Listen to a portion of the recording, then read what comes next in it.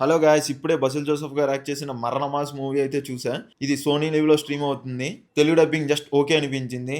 And ఈ మూవీని Tovino Thomas గారు ప్రొడ్యూస్ చేశారు. అండ్ ఈ మూవీలో డార్క్ కామెడీ ఫుల్‌గా ఉంటుంది. అది నాకు చాలా వరకు అయితే వర్క్ అయ్యింది.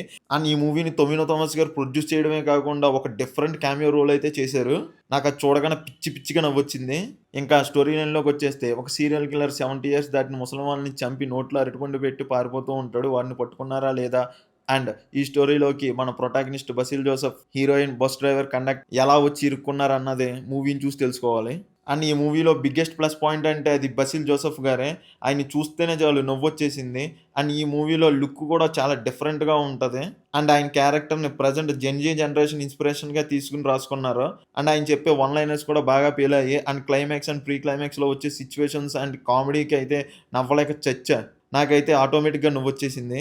కమింగ్ టు నెగెటివ్స్, ఫస్ట్ హాఫ్‌లో క్యారెక్టర్ ఇంట్రడక్షన్ అండ్ సెటప్‌కి చాలా ఎక్కువ టైం తీసుకున్నారనిపించింది. అండ్ 'బసిల్ జోసెఫ్' గారి పోర్షన్స్ మాత్రమే నాకు వర్క్ అయ్యాయి. మిగతావి జస్ట్ ఓకే అనిపించింది. ఇదంతా ఓన్లీ ఫస్ట్ హాఫ్‌లోనే. ఇంకా సెకండ్ హాఫ్ నుంచి స్లోగా కామెడీ డోస్ పెంచుకుంటూ వచ్చారు.